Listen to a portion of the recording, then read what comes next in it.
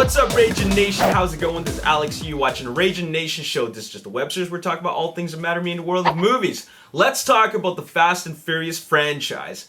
But I'm not here to talk about the upcoming sequel, Fast and Furious 7, aka Furious 7, directed by James Wan. I'm here to talk about the future of the Fast and Furious franchise. As you already know, Furious 7 will be Paul Walker's final appearance in the Fast and Furious franchise due to a tragic and unfortunate accident which took his life. He will be missed. James Wan is the director for Furious 7, but James Wan will not be directing the next installment, if there is even going to be one. He's only signed on to direct one entry into the franchise, and then he's going to move on to direct another Conjuring film.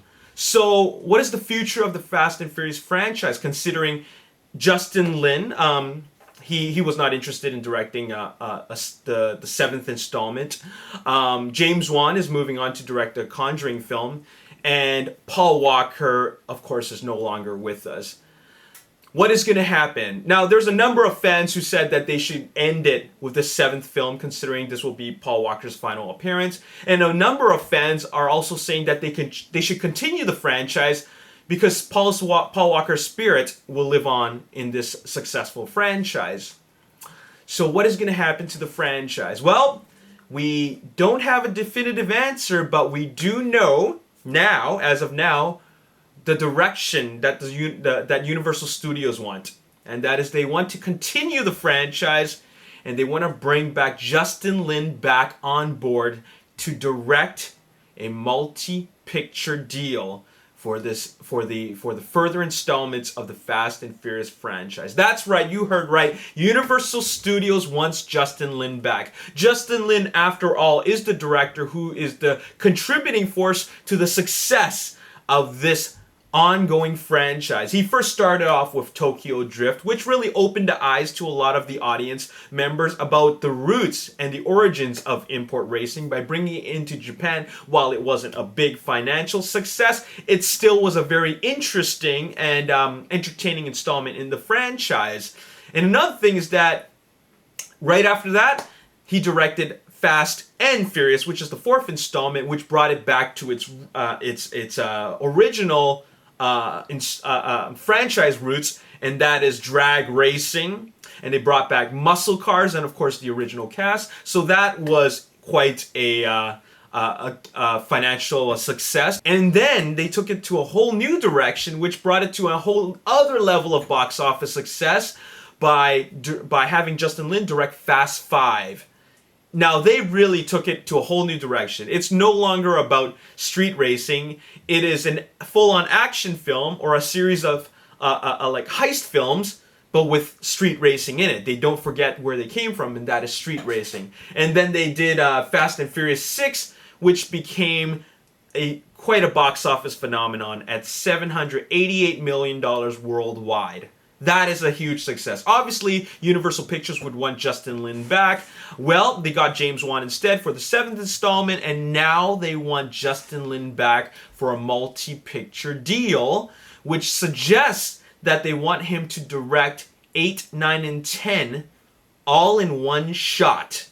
Not 8, 9, and 10 as 3 separate films, but to direct it as one long shot, because they just want the franchise to continue up to the 10th film. And another thing that you got to know is that in an interview with Paul Walker actually did mention that the franchise could continue on for, like, heck, 7, 8, 9, 10. While he was filming Fast and Furious 7, he did an interview, and he was quoted saying that, hey, they'll go on for 8, 9, and 10 as long as as long as people will keep on watching it, they'll keep on making them.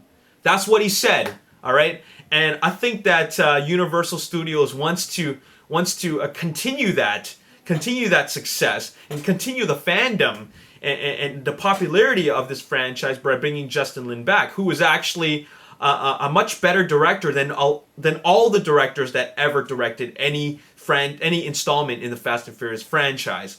So this is what's happening.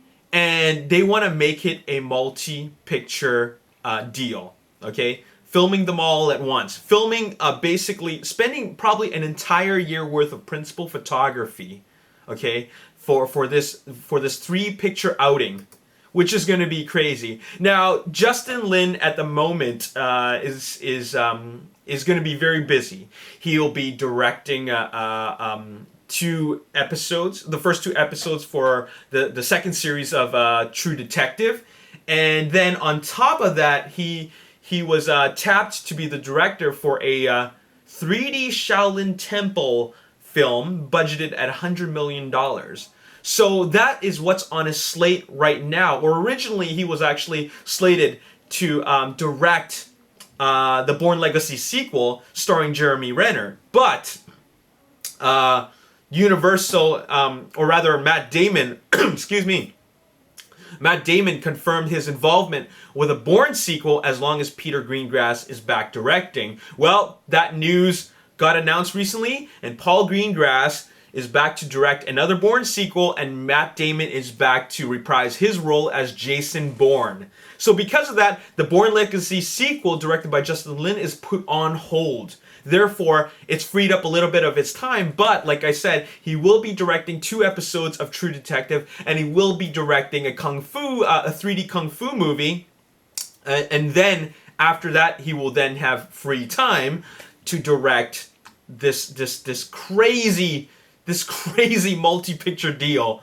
for Universal for the Fast and Furious franchise. I'm excited to have Justin Lin back, if for sure he is coming back. After all, he was the driving force behind this new, rebooted version of the installment, or of the franchise, with Fast 5, Fast and Furious 6, and then Fast and Furious 7 will continue that tradition of the way these films are like.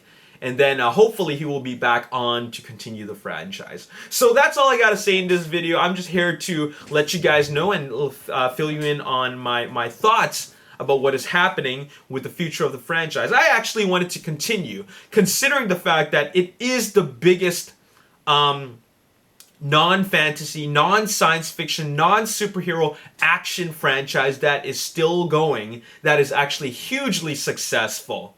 All right, and I think that a lot of fans find that this franchise is actually very, it's very accessible. All right, it's not like a lot of other franchises out there, which some of them you either like it or you don't. I find that based on the box office alone, you can tell that this is a very, very crowd-pleasing franchise. But anyways, that's all I gotta say in this video. If it does happen and the negotiations go in favor of Universal, Justin Lin will be directing 3 Fast and Furious sequels back to back. And then finally at number 10 they will end the franchise. At least that's what they're suggesting. All right, so there you have it. That's all I gotta say in this video. As always, if you enjoyed this video, hit the like button, subscribe to the YouTube channel, like me on Facebook, The Ragin Nation. Also follow me on Twitter at Ragin Nation. My name is Alex. Thanks for watching. I'll see you next time. Peace. Therapist, and they said, okay, guys, what do we know about interstellar space travel? Let's write it all down. And they talked about it all day and all night, and they talked